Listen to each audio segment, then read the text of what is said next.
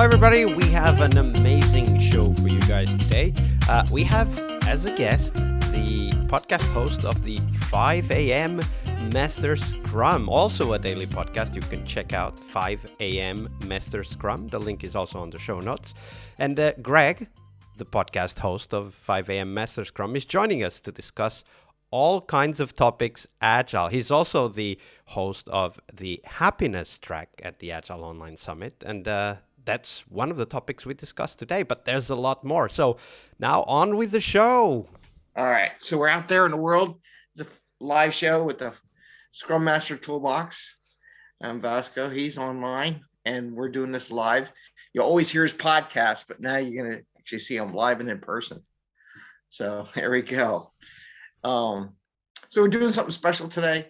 We're working together on the Agile Online Summit. So we decided we would do a dual podcast. Hey, we already got a Karen. Hey, good morning. How are you? She's already on. She's saying hi. Hi to Karen. There you go, Karen. Let me know if you hear everything okay, Karen, out there. Put a little note or something like that. She's on LinkedIn. So we can't really comment on LinkedIn, but we know LinkedIn's live because she's saying hi. So we're good. And good. Yeah. So Vasco, how do you want to go about talk? We can talk about a topic I have. We're gonna do a little Fortune Cookie Friday stuff going on here today. But that's too. Towards the end, right? So that people stay until the end and listen to the fortune cookie. Yep. And we're gonna use Bubbles for likes. So please like the video when you see Bubbles and support her continued attendance in this videos. Totally. Except I think she just comes here because it's quiet and the kids are not here, and she just hangs out with me. It's her dad time, right, Bubbles? There you go. Anyway, so I guess we could start. We could talk about a couple different things. I did have a topic for today's show. I don't know if we want to do that. On this episode, we're going to talk Scrum and Agile and different things and talk a little bit about each other and what we've done in the past. So this will be really good. And we'll have the fortune cookie at the end. Let's not forget that. So people do stick around because there's a fortune cookie reading and analysis coming from Greg, who's the host of the 5 a.m. Mester Scrum podcast. That's the fortune cookie thing was one of the things that I really liked about your format. Oh, you did? Okay, cool. So when did you start your show, or how did you start your show? So this was 2017, and I had been publishing blogs, so writing and publishing blog posts since about 2006, if I remember correctly. And I felt that the format is very it's a good format, but it's very it doesn't lend itself to sharing real life stories. A blog post is very edited. It's either very short or then there's a lot of stuff in it, and it takes a lot of time. It takes 2-3 hours to do a decent blog post, and it's very edited. It's not like the real thing. And when you interview people, you get the real thing. Like when we are now talking, right? Yes. You get the real thing. You get the real people. So I decided I needed to start interviewing people so that they would share their first person real life stories, right? So that's what the Scrum Master Toolbox podcast is all about, is about getting people to come on the show and share their real life stories as Scrum Masters, as Agile coaches, as team members. We have a product owner coming up soon doing a whole week of episodes on the product owner perspective of the Scrum Master role. So it's real people and it's every day. And that's also one of the things I really wanted to do, something every day. And obviously with a blog, it's very hard to come up with something every day. So the podcast was just the right way to do it. And we've been doing that for 5 years now. Well, that's great. I was just behind you. I guess I started just before COVID. I think the year before COVID in 2019. And how did you get started? So I got started because, to be honest with you, I was bored to death. So, sometimes as an Agile coach in the corporate environment, there is, from an Agile perspective, they only want to do so much Agile, right? So one of the big things that I got into was, okay, Well, I want to also express and learn and get the stickiness from the Agile thought process by going on every day and just talking about Agile, because I knew there were so many people that wanted to know Agile. It's just certain groups, they could care or only want to do as much to get by. And I was coaching a lot of teams, and I thought it would be nice to do a quick little 15-minute show, and started at 5 a.m. in the morning, because that was the only time it was quiet in the house. And that was before I got my office. I was sitting in the kitchen, did the 5 a.m. in the morning. Halftime's half awake. You definitely see in the early episodes when I wasn't awake yet. So part of it was just getting into going out and doing stuff. And it was just a way to share ideas and thought process to a larger audience. And part of me, I'm a big believer in just trying something to see how it works. Because even as when I coached, or when I was Scrum Master for teams, doing development, sometimes I'm like, well, how does this social media stuff work?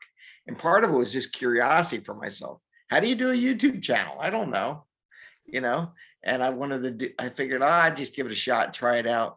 And then I was putting up little video clips up, and my son, well, we were doing Coke and Mentos experiment, because that was a big thing during COVID. Right? I remember those. It was Coke and Mentos, and we went out and we did I was doing TikTok too. I was just playing around and put a little video for Coke and Mentos, and it did nothing on TikTok, right? It just did not work. It didn't really blossom, but for some reason on YouTube it went viral. And the next thing I know, my son has 13 million views.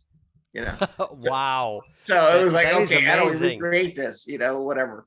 But I was fine. He's YouTube famous. He's a YouTuber. He wants to be a YouTuber, but he's now 9. So it's been a few years. Still some ways to go. Yes, he's still some ways to go. But it was funny how that clicked in and it went through the algorithm. And then I was watching how the algorithm worked and how it picked up and relayed stuff. But it was just an interesting experiment. That's how it started. So yeah, absolutely. And as you started doing that experiment, I've noticed that your format is I mean, you have like Tuesday news and stuff like that, but your format is very much like this, putting yourself and your thoughts out there, right? Like just taking a topic and dissecting it, and sharing your perspectives on it. And there's a lot of also anecdotes that you share, plus the fortune cookie. Let's not forget the fortune cookie, which is coming up. So stay listening. There will be a fortune cookie. So how did you come up with the format? Did it like evolve organically? How did you get there? Well, yeah, the format evolved organically, where it was really just, the idea was to be within a daily scrum, 15 minutes, doing a live thing. Everything would be on it, because I wanted people to see that you can explain something and do something, a lot of stuff, in 15 minutes. And even now, 15 minutes is kind of long. So that's one thing. How can you do a daily scrum in 15 minutes? I would go to so many big sessions that people never did Agile. And they go, well, we have hour-long daily scrums. We have half-hour-long daily scrums. Like, you don't need that much time just to exchange and figure out what you want to do for the day. So that's kind of how the format evolved. And then the news thing is like, I wanted to do something different than the typical, here's Scrum, sprint plan, here's how you do these things, and do the typical class thing. Let's teach Scrum. Because I learned as an Agile coach, you can only teach Scrum or Agile or Kanban so much. They get it all. What's the next step? And I wanted to share stuff that were little tactical and practical things you could do as a Scrum Master or an Agile coach, product owner, or someone on team, to get it to the next level. Things they don't teach you in the class. Things you don't get in a 2-day class, right? I know you love certification, right? I'm doing air quotes here, everybody. Yeah. So I was doing it too. But stuff you don't get in those classes, right? The continued pieces of material and stuff like that. And then it just developed into the job, because everybody wants to know about jobs. And I'm like, I was watching this flying. Hey, I could do that. I could talk about the market and what's going on and what's in Agile. I am going to evolve it to another thing where I am going to do interviews, much like you, with Scrum Masters, product owners that are connected to the show, my connections. I got like almost 13,000 connections in LinkedIn right now. So I figured, hey, I got enough material to last me forever. Pretty Right? much. I can just go out there and ask, hey, you want to be on the show? Sure, let's be on the show. So it'll evolve with that. And then later on, we're going to do a meetup. But it's going to be Um, tough to get all of those guests to be up at 5 a.m. your time. well, we're going to record those. Ah, all right. So I think we're going to record it. They're going to be in the evening, probably evening East Coast time, and then record it. And that's the beauty of YouTube, by the way. It's like a big library. I think of it as my library. Anybody can go on YouTube. Everybody's like, oh, I missed your show. That's okay. It's on YouTube. You can find it on YouTube. You can surf to your heart's Yeah, content. just search for 5 a.m. MesterScrum, and there you go. Yeah. And speaking of that, I got like, as of today is our 875th episode, right? With you on it. So how Oh many my episodes? God. 875. So yeah, it's consistency, right? And not just consistency, but yeah, I think prolific consistency, right? Because you could be consistent at once a month, Yes, you but could. but you do it every day. So we are.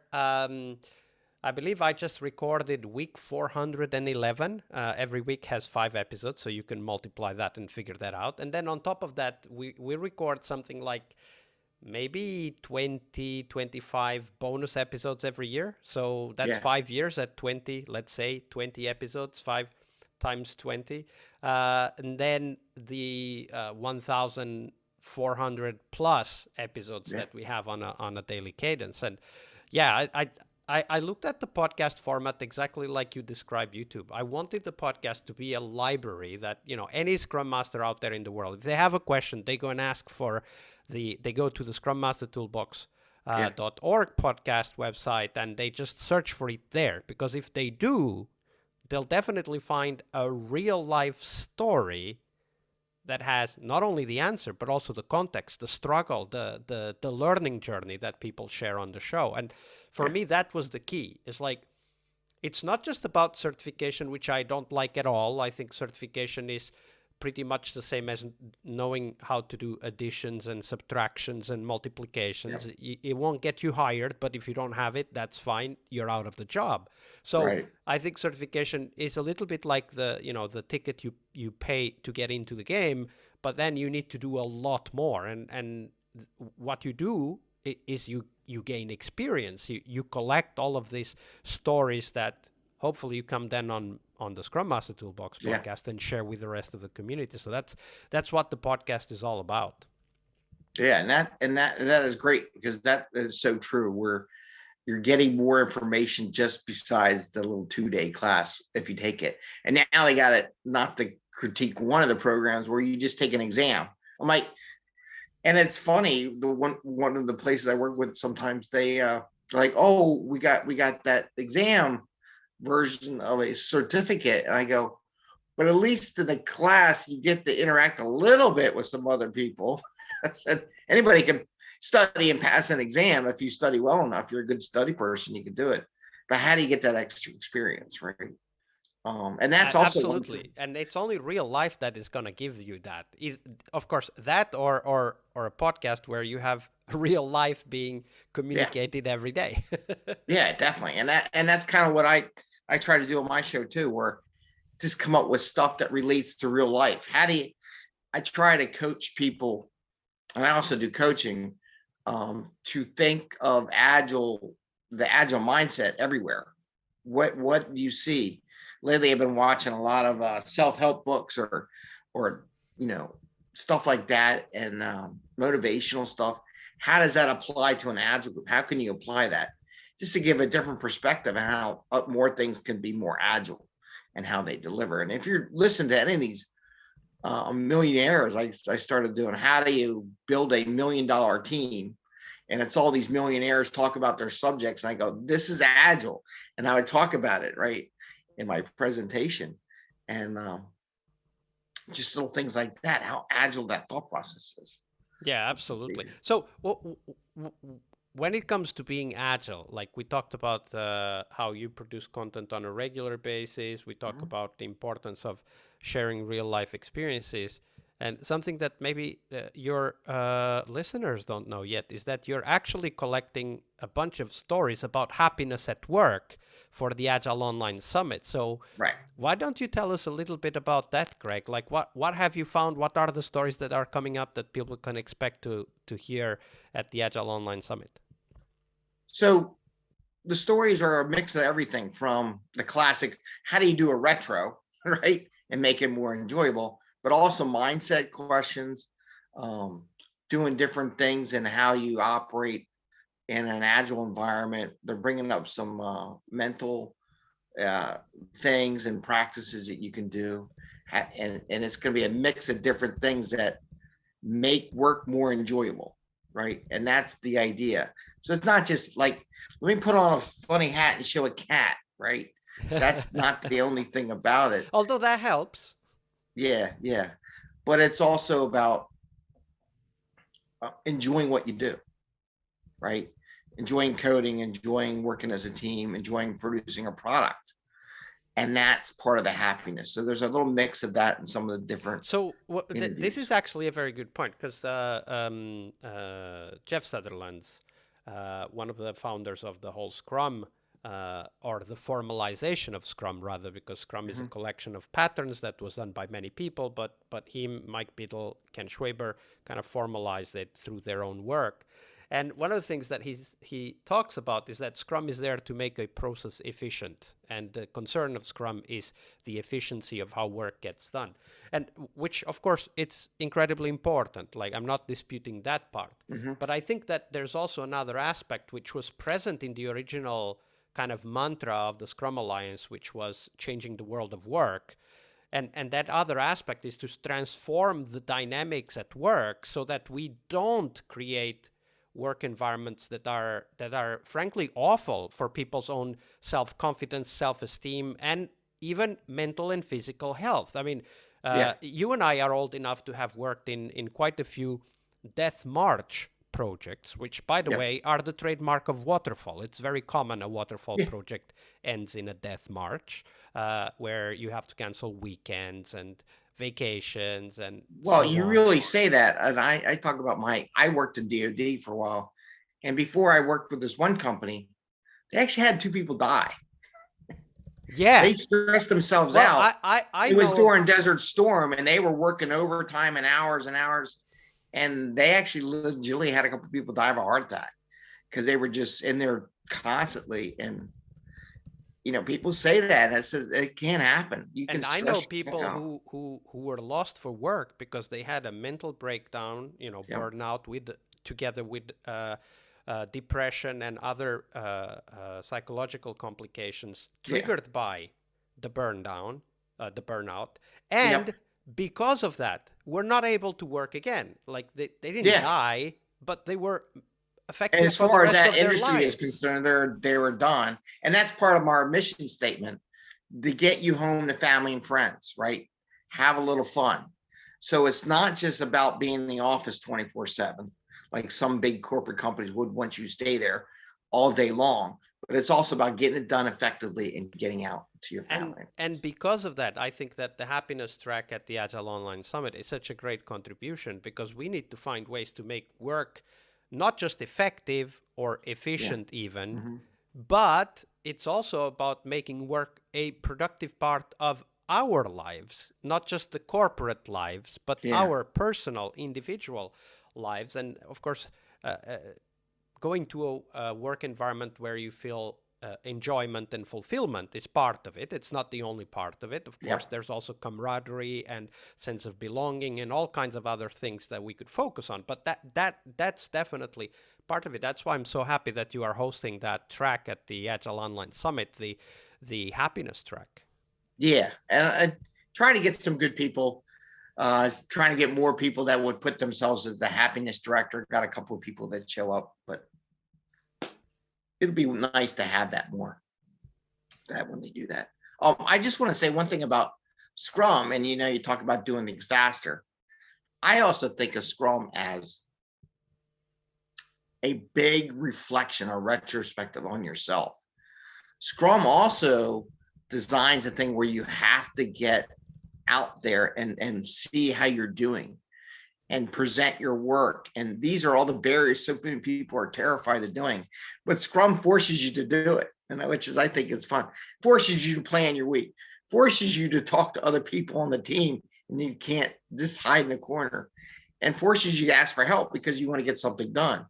Otherwise, I've had teams that when I worked waterfall would just take forever because it wasn't that checking and that plan, do, check, act, right? And getting people out there. So I just, one of the things plan, do, besides check, act, by the way, something we don't talk nearly as much as we should in the Agile community. yeah, Plan, do, check, act is just a way to look at how work gets done. yeah, It's a very simple model, which is, one could call it inspect and adapt as well. It's pretty similar to that, although there's 4 steps, but it's pretty much the same way. And it also relates to this idea that wherever we start, whether we start in a wonderful place or where we start in a crappy place, yeah, wherever we start, we can make it better. If it's really yes, good, we can make it even better. If it's really yes. crap, we can make it first acceptable, then enjoyable, and then maybe even good. Right? So that's the whole idea, and that mentality I didn't get from Agile, but I saw it again in the Agile community. I got it from the work by Edward Deming, Yeah, Edward Stemming, who used to write a lot, and he was a curmudgeon, so he used to just completely do flame wars on management in the States because oh he yeah, was in yeah, the States, and he would just say bad things about management in the States, but also offering solutions, and that's the important part here. And I think that Scrum is an approach to bringing that solution to the fore, right? Scrum yeah, is a solution to a set of problems, right? And yeah, one of them being the Death March projects that we were just talking about a minute ago. yeah, It's also potentially a solution for making the workplace more enjoyable, because if you look at that as part of what you're delivering as a team, right, yeah. a sustainable and enjoyable environment where you can indefinitely continue to develop your product, then it can become a really positive influence in people's lives. Yeah. As long as you don't allow the term velocity and estimation to take over your process. Like I did a show the other day, talked about giving yourself time to think, whether it be random thoughts or focused thoughts. Like if you have a problem, you want to work together, but don't do 100% capacity and in your sprint planning. Give yourself 40% of your time to do thought experiments, to grow as a group, try something new, take on something different that may not be part of the business thing, And that's where maybe we agree on that one, where they take that way too far. And we need to plan exactly our full capacity from a velocity point perspective. And it's got to be totally I've that. heard that No, before. no, don't do that. I've heard that before. So, Greg, we're getting close to the end of the Scrum Master Toolbox podcast episode. Let's see how the live stream goes, but at least the episode's coming to an end. Before we do open the fortune cookie, and we are going to open the fortune cookie in a minute, folks. But before that, do tell our audience, where can they find you? You can find me at 5AMMesterScrum. If you search anywhere, podcasts, social media, Google it, you'll find me. We're on all the podcast centers. And I do follow you, by the way. I follow your group. And I listen to your stuff every day because it's good stuff. And YouTube, LinkedIn, you can look for Greg Mester. You'll find the one Agile cheerleader. I quote myself as the Agile cheerleader. Some people are like, oh, cheerleaders, but you know what? You gotta have some happiness into it. Can't be just like, I need more velocity. I need to make it perfect. It's got to be this, and it's got to be this sprint, and this is how you do it. And the book says this. It's a little more. And you definitely get that kind of happy atmosphere by listening to the 5AM Mester Scrum podcast, especially because there's bubbles. And finally, your wait was not in vain. The fortune cookie. Yeah. Oh, and don't forget our Agile Online Summit, which is going to be November 2nd through the 4th, right? So this year. agileonlinesummit.com. The link will be There on you the go. show notes. But now, the So we're fortune going to cookie. do the fortune cookie. Now, these are prepared. This one's really prepared by what I call agile accountants. These are the people who like to talk about velocity and how you should be fully capacitized and how do we analyze every minute of every day and put, hours in our point systems and stuff like that. So the agile accountants, they send me these fortune cookies. It's wrapped in plastic, so I can't see, and then encased in a cookie. So I cannot read these until we do the show. So what I'm going to do, we're going to do two things. One, since fortune cookies always have lucky numbers, we're going to read the lucky numbers in case anybody wants to do a lottery. So we got lucky numbers today: 34, 35, 54, 23, 16, and 44. So if you win, you can share with us. We'll more than happy to take a donation from Absolutely. your lottery, Absolutely. right? Do get in touch, and we accept donations. So the lucky Yeah. numbers were said out loud. So that's just rewind if you didn't hear all of them. And next. And I have to say, the bags of fortune cookies I get really good because they've all been different. It hasn't been a repeat in the bags, which is not like when you go to a restaurant, you get the repeat on the table. This one's a really good one. All right. Listen to yourself more often. So the idea is now, this is what it's, I'll repeat it again. And what your job is to say how this fortune cookie applies to what we said in the show. You do it, and then I'll do it, and we'll both contribute. So the fortune cookie says, listen to yourself more often. So how does what we talked about in this episode show apply to listen to yourself more often? Yeah, that's a very good question, because very often, and we talked about it when we talked about the happiness track in the Agile Online Summit, very often we stop listening to ourselves because there are outside voices that we consider more important and that we should serve. Like, for example, a very common word I hear from the teams I work with: oh, but the stakeholders think that. Oh, but the stakeholders asked. Oh, but the stakeholders want, which is fine. Like, we need to pay attention to that. But when we pay attention only to that, then we forget what the team is going through, the difficulties, sometimes even the challenges we're facing. We don't listen to ourselves as teams and as individuals. Then we end up in a place that is not very happy, potentially even a death march project, as we were talking about a minute ago. So I think that listening to ourselves more often is a mandatory ingredient for those that want to create a better work environment that is both efficient, effective, and sustainable. Yeah, that's really good. And I'll add why listening. So we mentioned something about stressing out. Listen to yourself more often. Part of being a happiness track and doing this, listening to yourselves as a Scrum team or whatever, when you complain about things, you're saying that for a reason. The challenge is to change that. To how can you control your own destiny and listen to what yourself is saying. If you're working too long at work, listen to what your mind's telling, what's going on. Find ways to not work 60 hours, 70 hours a week, that use the retrospectives and all that to reduce that and automate some stuff. Do some things that you don't need. Give yourself some space. So you need to listen to yourself so you don't stress out. And like we said, that one guy who just left the industry because they just stressed out. They couldn't do it anymore, right? So if you feel like you're getting that way, maybe listen to our show, Happiness. When we do our happiness track, maybe we'll find some happy ways to make it better so that you can listen to yourself not being happy anymore. Because that's a sign when you're complaining about everyone else and this doesn't work and that's not, it's a sign that you got to listen to yourself when you hear it, when you start saying that. There's something wrong with what you're doing and where you're working, right? So. Absolutely. So, Greg, we're getting close to the end of the Scrum Master Toolbox podcast episode. For those of you that want to hear everything else, the prep and the post, you just go to 5 a.m. Master Scrum on YouTube or LinkedIn. There's a live Facebook. stream. We're on Facebook too, so we're Yeah, on. or Facebook too. Yeah, So we're on you can Facebook. hear the whole show there. But we're getting close to the end. So the way Yeah. we end the Scrum Master Toolbox podcast episode is to thank you very much for your generosity with your time and your knowledge. Yeah, and thank everyone for joining us today. So great. All right, and now that that's over, the live continues. I have another 5 minutes or so we can talk more. Yeah, no, we can.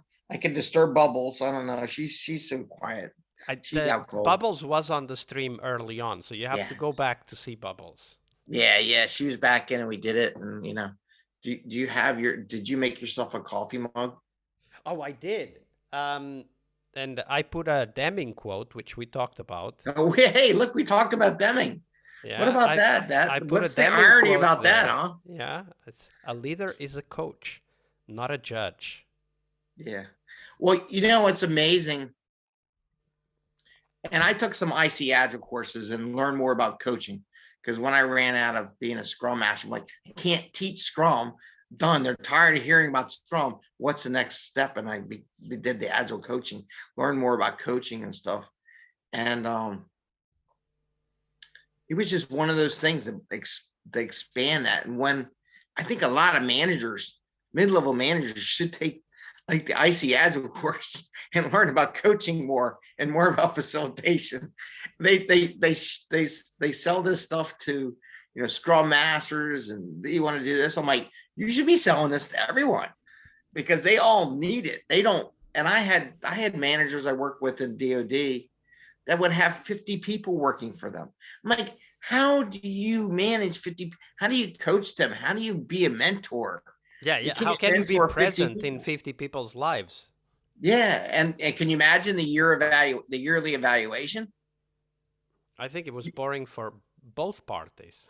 Yeah, but can you imagine doing 50 people? Like, if you spend an hour, you would literally spend 2 weeks just doing it, nothing else. That's just but just doing meetings, and then on top of that, you have all the bureaucracy that comes with it. You have paperwork and all that. So you're spending probably a month in reality doing yearly evaluation. How efficient is that? That's so inefficient, right? And they're not getting anything from it. They don't get your mentoring. Yeah, that's a whole nother show, by the way. Like these performance reviews. I mean, this show could go on for a while. It could, yeah. No, definitely. And I know we're at the 39-minute mark, so YouTube's not going to like us. I found that YouTube, once you go certain past, they process it. It takes forever. But we'll see how that goes. Anyway, it was great talking to you today. Lovely to see you and hear you, Greg. All the best with the 5 a.m. MesterScrum. I'll put the link on the show notes for everybody. It'll be interesting to see how the audio shows up. Experimenting with Zoom and StreamYard. I'll have to write StreamYard an email and say, yeah, your audio is not too great here with the Zoom connection. That is true, but we'll fix that. You learn as you go. If you don't try it, how are you going to know? You got to get that feedback loop, right? You try it, see what it does. Push the envelope, what's available in the inexpensive software market. You learn and you move on. Yeah, definitely. So anyway, I want to wish you the best. Have a great afternoon. My day is just starting. Kids are off getting the bus soon. And Bubbles is almost awake. No, she's out. Yeah, but cats are night animals anyway, so. Oh, she was nuts last night. Well, I don't know. It depends. She goes through motions. She does her thing. I don't know what they're going to do when I actually go back to office full time. She's probably going to where are you going? Anyway, definitely. Well, you have a great day, and everyone out there, happy scrumming to everyone. Happy scrumming, everyone. I hope you enjoyed it. Let us know, and we'll go from there. And with that, I'm going to end the broadcast. We hope you liked the show. Greg was a wonderful host, as this was also a 5 a.m. MesterScrum live session on YouTube and LinkedIn and so on. We hope you liked the show and you got some ideas on what it might take to set up a podcast, but also a lot of insights. I loved the fortune cookie, by the way. I think that's an amazing format item that Greg has in his podcast. So make sure you follow his podcast at 5 a.m. Mester Scrum. The link will also be on the show notes. And of course, don't forget the Agile Online Summit is on this week, the week of October 31st. So it will be November 2nd through November 4th. You can find everything at agileonlinesummit.com. I hope to see you there. I'll be hosting some live sessions there as well. So I'll see you on the conference floor. And thanks for listening.